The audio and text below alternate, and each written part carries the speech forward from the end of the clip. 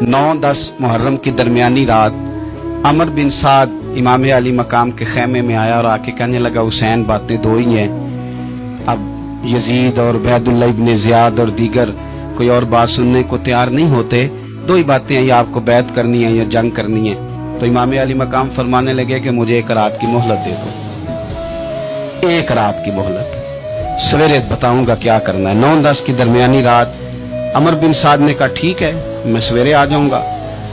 तो अमर बिन साद खेमे से बाहर निकला तो हजरत अब्बास बिन अली, हजरत अब्बास रदी अल्लाह ताला अन्हु हाजिर बारगाह हुए तो इमाम अली मकाम से अर्ज करने लगे, भाईजान मुझे पता है सवेरे आपने क्या फैसला करना है और आपको भी पता है सवेरे क्या फैसला करना है। तो ये बदबातन किस्म के लोग हैं, ये सोचेंगे पता नहीं हुसैन कमजोर पड़ गया। तो अभी बताना था कि हमने बैत नहीं करनी, आपने रात मोहलत क्यों मांगी, ये पता नहीं रात क्या क्या बदगुमानियां सोचेंगे। फैसला तो सवेरे भी वही होना है और अब भी वही होना है कि हम यजीद की बैत करने को तैयार नहीं है, तो आप ये भी बात कर देते।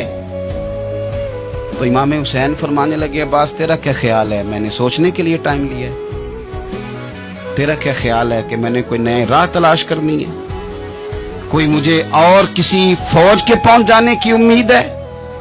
कहा नहीं, मुझे कुछ भी नहीं करना, ना कुछ सोचना है, फैसला भी वही है जिसका तुझे पता है। लेकिन भाई ये आखिरी रात बची है, कल हुसैन दुनिया से जाएगा, आखिरी रात बची है, दिल करता है कि आज की रात ना मैं रज रज के अपने रब को सजदे करूं, मैं जी भर के उसकी इबादत करूं, ये पेशानी उसके हुजूरे नाज झुके। और यार हुसैन इब्ने अली तो एक रात बकायदा बचाएं कि मैंने अल्लाह के हुजूर हाजिरी देनी है और तू सारी रातें जाया कर देता है।